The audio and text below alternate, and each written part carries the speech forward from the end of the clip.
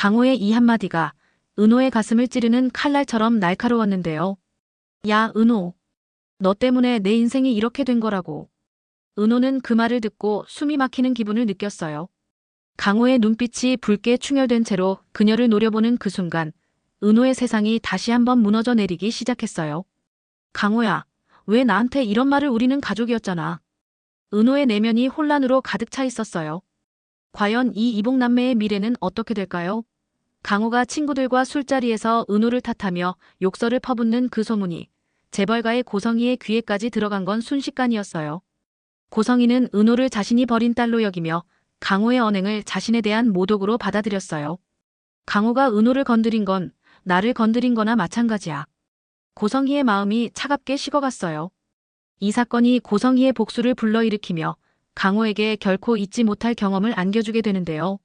그 과정에서 은호의 삶이 더 깊은 소용돌이로 빠져들어요. 강호의 벌은 단순한 위협이 아니었어요. 고성희의 권력이 어떻게 작용하는지 그 잔인함이 드러나는 순간이었어요. 여러분, 이 복수의 끝이 어떻게 될지 함께 지켜보실까요? 숨막히는 긴장감이 시작됩니다. 강호는 친구 태식과 민수와 함께 어두운 술집 구석에 앉아 있었어요. 테이블 위에 빈 소주병들이 어지럽게 널려 있고 강호의 얼굴이 술기운으로 벌겋게 달아올라 있었어요. 야, 강호야, 너 정말 이번 기회 놓칠 거야? 태식이 강호의 어깨를 툭 치며 물었어요. 그의 눈빛에 조급함이 서려 있었어요. 청춘포차 프랜차이즈가 얼마나 대박 아이템인지 알잖아. 투자 안 하면 평생 후회할 거야. 강호는 소주잔을 벌컥 들이키며 짜증 섞인 목소리로 대답했어요. 알아, 젠장. 나도 알아. 근데 돈이 있어야 하지. 돈이.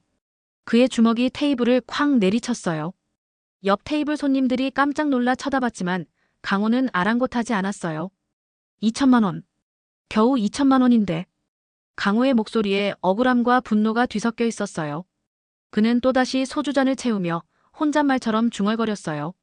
다 지은호 때문이야. 은호 때문에 내 인생이 이렇게 된 거라고. 또 시작이네. 누나 욕은 그만해라. 민수가 한숨을 쉬며 말했지만 강호는 오히려 목소리를 높였어요. 누나, 누나라고. 아니잖아. 피 한 방울 안 섞인 남이라고. 강호의 눈빛이 붉게 충혈되었어요. 그의 마음속에 오랜 시간 쌓여온 열등감과 피해의식이 독처럼 퍼져 있었어요.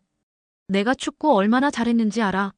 중학교 때 스카우트 제의도 받았고 유럽 유학까지 갈 수 있었어. 그래서 왜 못 갔는데? 돈이 없어서지. 그때 은호대학 등록금에 생활비에 다 그녀한테 쏟아부었잖아. 나는 뭐야? 친아들인 나는 왜 포기해야 했냐고. 강호의 목소리가 점점 커졌어요. 그의 왜곡된 기억 속에서 모든 불행의 원인이 은호였어요.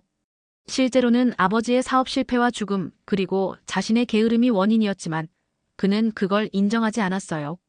근데 말이야. 태식이 슬며시 다가앉으며 속삭였어요. 사채 쓰는 건 어때? 내가 아는 형이 있는데. 민수가 걱정스럽게 물었지만 강호의 눈빛이 이미 달라져 있었어요. 얼마까지 가능한데? 2천은 가능할 거야. 대신 이자가 좀 상관없어.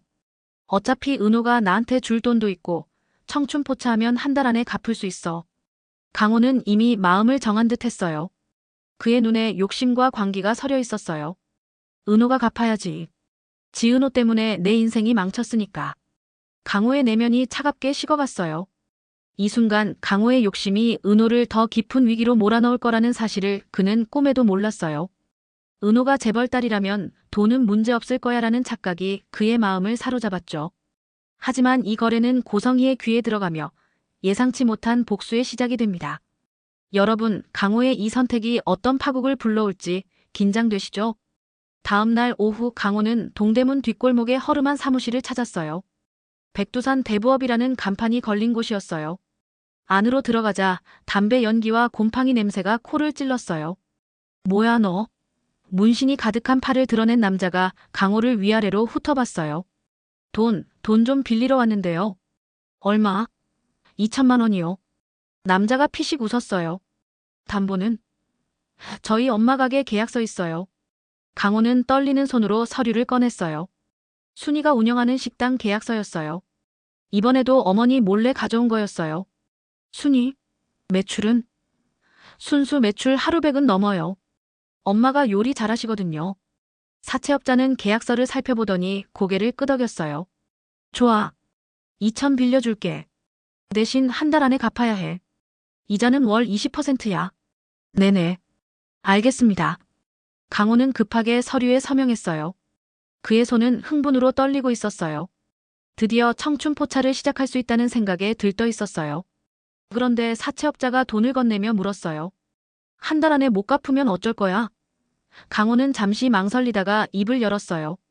제 누나가 아니 우리 집에 같이 사는 여자가 있는데 카페와 인테리어 사업체를 운영해요. 돈 많이 벌어요. 누나가 갚아줄 거예요. 누나? 친누나야? 아, 아니요. 입양된 그냥 같이 사는 사이예요. 사채업자의 눈빛이 번뜩였어요. 그래. 그럼 그 여자 연락처랑 가게 주소 적어봐. 강호는 망설임 없이 은호의 정보를 적어줬어요. 그의 마음속에는 이미 계획이 세워져 있었어요. 어차피 은호가 우리 집 재산 다 빼먹은 거나 마찬가지야. 이 정도는 당연히 갚아야지. 그날 저녁 강호는 은호에게 전화를 걸었어요. 술에 취한 목소리였어요. 야, 돈 준비됐어? 은호의 차분한 목소리가 들려왔어요. 강호야, 또 술 마셨어? 엄마 걱정하시잖아. 엄마? 하, 그 엄마가 진짜 내 엄마지. 너한테는 아니잖아. 은호가 잠시 침묵했어요. 강호는 더욱 목소리를 높였어요. 어디 출처도 모르는 게 집안 풍비박살 내고 잠이 와. 아버지 돌아가신 것도 다 너 때문이야. 강호야, 그만해. 내가 지금 무슨 말을 하는지 닥쳐. 돈이나 준비해. 2천만 원. 안 그러면 진짜 엄마랑 나 연 끊기는 거 보게 될 거야. 무슨 돈을 또 청춘포차 투자금이야. 너 때문에 내가 축구도 못하고 유학도 못 갔잖아. 이번엔 내 차례야. 그리고 이미 사채업자들한테 내 가게 주소 알려줬어. 내가 갚든지 죽든지 알아서 해. 뚝. 강호는 일방적으로 전화를 끊었어요.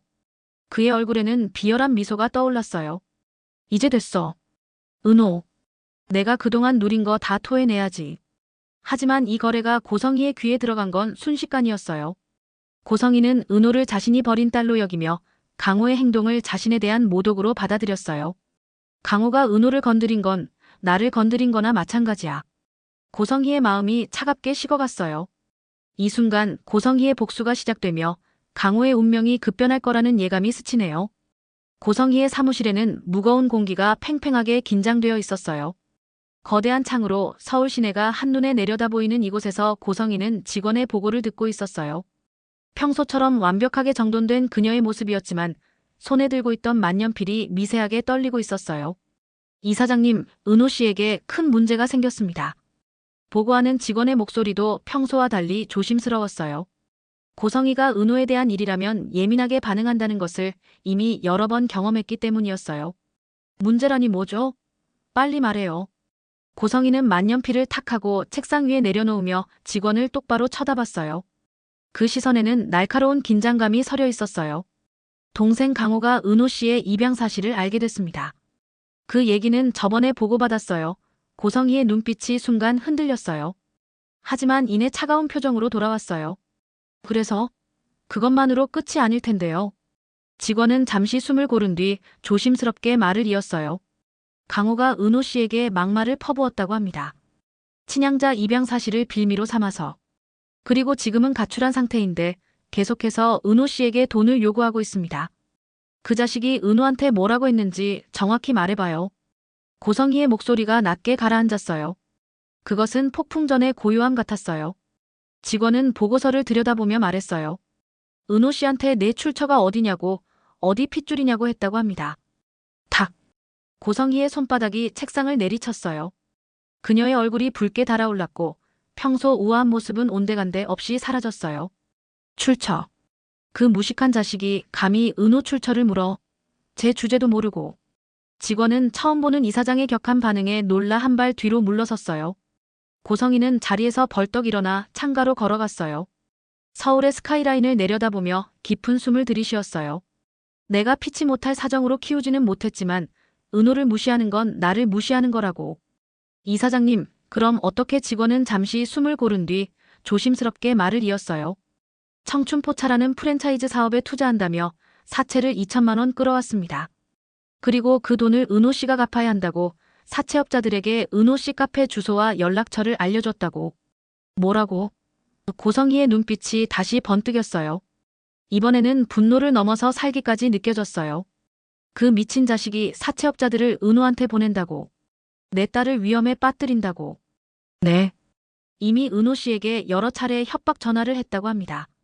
어디 출처도 모르는 게 집안 풍비박살내고 잠이 오냐며 엄마랑 자기가 영 끊기는 걸 보기 싫으면 돈을 가져오라고. 고성희는 눈을 감고 깊은 숨을 들이쉬었어요. 그녀의 손이 미세하게 떨리고 있었지만 이내 주먹을 꽉 쥐며 감정을 다스렸어요. 은호는 지금 어떤 상태죠? 겉으로는 아무렇지 않은 척하고 있지만 상당히 힘들어하는 것 같습니다. 특히 순희 씨, 그러니까 어머니 앞에서는 더욱 밝은 척하려고 애쓰고 있다고. 고성희는 잠시 침묵했어요. 강호가 빌린 사채업자가 누구죠? 동대문 일대에서 활동하는 조직입니다. 대표는 백두산이라는 사람인데. 알았어요. 자세한 정보를 준비해 놓으세요. 고성희는 서랍에서 체크북을 꺼내며 말했어요. 그리고 이건 비밀로 해요. 내가 직접 나서는 걸 아무도 몰라야 해요. 특히 은호는 절대 알아서는 안 됩니다. 네. 알겠습니다, 이사장님. 직원이 나가려는 순간 고성희가 다시 불렀어요. 잠깐 한 가지 더. 은호가 최근에 누구와 자주 만나요? 아, 그게 성재 본부장님께서 은호 씨 카페에 자주 가신다고 합니다. 고성희의 표정이 미묘하게 변했어요. 아들 성재가 은호 주변을 맴돈다는 것은 예상치 못한 변수였어요. 성재가 왜? 정확한 이유는 모르겠지만 거의 매일 들으시는 것 같습니다. 알았어요. 가봐요. 직원이 나간 후 고성희는 홀로 이사장실에 남았어요. 창밖으로 보이는 서울의 풍경이 어둠에 잠기기 시작했어요. 그녀는 조용히 혼잣말을 했어요. 강호, 너는 내 딸을 건드렸어. 내가 얼마나 큰 실수를 했는지 알려주마. 그것은 은호에 대한 고성희의 본능이자 집착이었고 동시에 자신의 권력을 어떻게 사용해야 할지 아는 이사장의 계산이었어요. 고성희는 전화기를 들었어요. 나야 동대문 쪽 사채업자들 정보 좀 조사해줘. 특히 백두산이라는 사람. 강호가 감히 건드린 것은 단순한 카페 매니저가 아니었어요. 그것은 고성희가 평생 가슴속에 품고 살아온 그녀의 비밀인 존재였어요. 여러분, 고성희의 복수가 얼마나 무서운지 다음 장면에서 확인해 보세요. 다음 날 동대문 뒷골목, 백두산 대부업 사무실. 평소와 달리 팽팽한 긴장감이 흐르고 있었어요. 사무실 한가운데 서 있는 여인의 존재감이 그 공간을 완전히 압도하고 있었기 때문이었어요. 검은색 정장을 완벽하게 차려입은 고성희 이사장이었어요. 백두산 사장님 맞으시죠? 고성희의 차가운 목소리가 사무실을 채웠어요. 평소 거친 사채업자들을 상대하던 사채업자도 이 여인 앞에서는 왠지 모르게 위축되었어요. 네, 맞습니다만 누구시죠? 제가 누군지는 중요하지 않습니다. 중요한 건 고성희는 루이비통 백에서 두툼한 현금 뭉치를 꺼내 테이블 위에 올려놓았어요. 이게 4천만 원입니다. 강호라는 놈이 빌린 돈의 정확히 2배죠. 사채업자의 눈이 반짝였어요. 그는 재빨리 돈을 세워보더니 고개를 끄덕였어요. 맞네요. 근데 왜 남의 빚을 조건이 있습니다.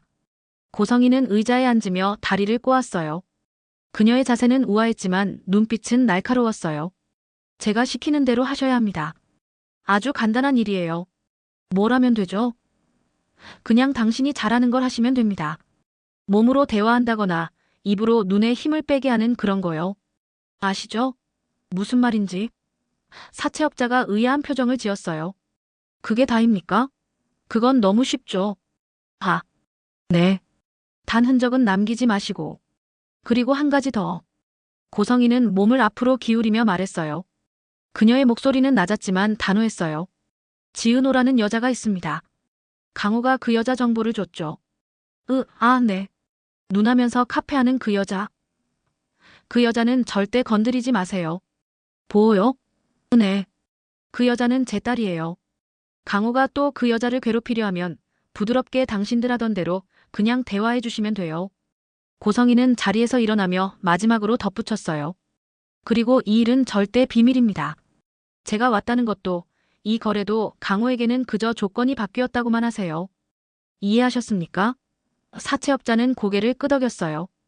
이 여자가 보통 인물이 아니라는 것을 본능적으로 알았기 때문이었어요. 알겠습니다. 확실히 처리하겠습니다. 이 순간 고성희의 복수가 시작되며 강호의 운명이 완전히 뒤바뀔 거라는 예감이 흘렀어요. 여러분, 고성희의 이 잔인한 계획이 강호에게 어떤 타격을 줄지 숨막히게 지켜보세요. 그날 밤 10시 강호 친구 집 원룸.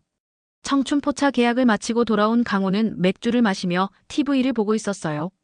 내일부터 시작될 새로운 인생을 상상하며 혼자 웃고 있었어요. 쿵쿵. 갑자기 문을 두드리는 거친 소리에 강호가 깜짝 놀랐어요. 누구세요? 문 열어. 할 얘기가 있어. 목소리를 듣자마자 강호의 얼굴이 창백해졌어요. 낮에 만난 사채업자였어요. 무슨 일이세요? 아직 한 달 안 됐는데. 문이 쾅 하고 열리며 박두식과 부하들이 들어왔어요. 강호는 본능적으로 뒤로 물러섰어요. 조건이 바뀌었어. 네. 무슨 소리? 지금 당장 돈 갚아. 이자 포함해서 2,400만 원. 강호의 눈이 휘둥그레졌어요. 그게 무슨 소리예요? 한 달 뒤라고 했잖아요. 계약서 다시 읽어봐. 우리가 원하면 언제든 회수할 수 있다고 되어 있어. 사채업자가 강호의 멱살을 잡았어요. 강호는 바들바들 떨며 소리쳤어요. 돈 없어요. 오늘 다 썼다고요? 청춘포차 계약금으로. 그럼 누나한테 가서 받아오던가. 은호한테 받으라고 했잖아요. 제가 주소도 알려줬고. 탁 박두식의 주먹이 강호의 뺨을 스쳤어요. 강호는 비명을 지르며 쓰러졌어요. 야, 이 새끼야. 내가 뭔데 내 누나를 팔아. 뭐라고요? 사채업자는 쓰러진 강호를 내려다보며 차갑게 말했어요. 내 누나 은호는 우리 사장님 귀한 손님이야. 건드리면 안 되는 사람이라고. 강호의 눈이 공포로 가득 찼어요. 도대체 무슨 일이 벌어지고 있는 건지 이해할 수 없었어요.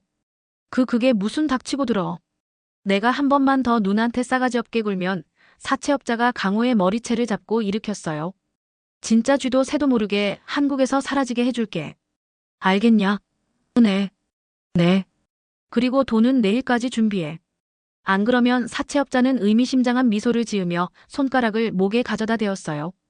강호는 공포에 질려 주저앉았고 몸을 가누지 못하고 고개만 끄덕였어요. 사채업자들이 나간 후 강호는 바닥에 주저앉아 울기 시작했어요. 두려움과 억울함이 뒤섞인 눈물이었습니다. 은호 대체 누구길래? 이 순간 강호의 마음은 공포와 후회로 가득 찼어요. 고성의 이사장님의 복수가 이렇게 빠르게 그를 올감했다는 걸 깨달았죠. 다음 날 아침 순이의 집 초인종이 울리고 순이가 문을 열자 믿을 수 없는 광경이 펼쳐졌어요. 강호가 무릎을 꿇고 있었던 거예요. 강호야, 이게 무슨 엄마 미안해요. 강호의 얼굴은 밤새 울었는지 퉁퉁 부어 있었어요. 그는 고개를 들어 은호를 바라봤어요. 누나 아니, 은호 누나. 은호도 놀란 표정으로 강호를 내려다봤어요. 강호야, 일어나. 이게 무슨 누나 정말 미안해. 내가 미친 짓을 했어. 용서해줘. 강호는 진심으로 무릎을 꿇고 빌었어요. 아니, 빌 수밖에 없었어요. 어젯밤의 공포가 아직도 생생했기 때문이었어요. 누나가 내 생명의 은인이야. 내가 정신이 나갔었어. 제발 용서해줘. 강호의 목소리는 떨렸고 그의 눈에는 눈물이 가득 차 있었어요. 그는 머리를 조아리며 손을 바닥에 짚었어요. 누나, 내가 잘못했어. 사채업자들한테 내 정보를 준 것도, 내게 그런 말을 한 것도 다 내 잘못이야. 제발 나를 용서해줘. 은호와 순이는 어리둥절한 표정으로 서로를 바라봤어요. 도대체 하룻밤 사이에 무슨 일이 있었던 걸까요? 강호야, 대체 무슨 일이야? 은호가 조심스럽게 물었어요. 강호는 계속해서 머리를 조아렸어요. 그의 몸은 여전히 두려움에 떨리고 있었어요. 누나, 어젯밤 사채업자들이 집에 쳐들어왔어. 내가 돈을 못 갚으면 너를 건드리겠다고 협박했어. 그때 내가 얼마나 무서웠는지 몰라. 내가 너를 위험에 빠뜨린 걸 알고 이제야 정신이 든 거야. 제발 용서해줘. 은호는 한숨을 쉬며 강호를 일으켜 세웠어요. 일단 일어나. 무슨 일이 있었는지는 모르겠지만 일단 들어와. 강호가 집으로 들어가는 모습을 보며 순이는 안도의 한숨을 쉬었어요. 적어도 아들이 돌아왔다는 것만으로도 감사했어요. 하지만 은호의 마음속에는 여전히 의문이 남아 있었어요. 강호가 이렇게 변한 이유가 뭘까? 누가 그를 이렇게 만든 걸까? 이 순간 은호와 강호의 관계에 숨겨진 비밀이 점점 더 궁금해지네요. 한편 고성희의 이사장실. 이사장님, 처리 완료했다고 연락 왔습니다. 직원의 보고를 들은 고성희는 만족스러운 미소를 지었어요. 잘했어요. 그리고 앞으로도 은호 주변을 계속 지켜봐 주세요. 특히 강호가 또 무슨 짓을 하는지. 네, 알겠습니다. 직원이 나가려는 순간 또 다른 직원이 급하게 들어왔어요. 이사장님, 다른 문제가 생겼습니다. 고성희의 표정이 굳어졌어요. 또 뭐죠? 아드님께서 성재 본부장님께서 은호 씨와 사이가 심상치 않습니다. 구체적으로 말해요. 직원은 조심스럽게 사진 한 장을 내밀었어요. 사진 속에는 성재가 쓰러진 은호를 업어가는 모습이 찍혀 있었어요. 며칠 전 은호 씨가 쓰러졌을 때 아드님께서 집까지 모시고 갔다고 합니다. 그것도 이렇게 업고서. 고성희의 눈이 크게 떠졌어요. 뭐야? 고성희의 짧은 탄식과 함께 그녀의 얼굴에는 당황과 충격이 교차했어요. 은호를 지키려던 계획에 전혀 예상하지 못한 변수가 생긴 거였어요. 창밖으로 서울의 풍경을 바라보며 고성희는 깊은 생각에 잠겼어요. 강호 문제는 해결했지만 이제 더 큰 문제가 시작되려 하고 있었어요. 성재야, 너는 왜 하필 은호에게 그녀의 마음속에는 모성애와 당황스러움이 뒤섞여 소용돌이치고 있었어요. 이 복잡한 관계를 어떻게 풀어나가야 할지 고성희도 답을 찾을 수 없었어요. 과연 이 복잡한 인연의 끝은 어디로 향할까요? 궁금하시다면 구독과 좋아요 꼭 눌러주시고 다음 화도 함께 해주세요.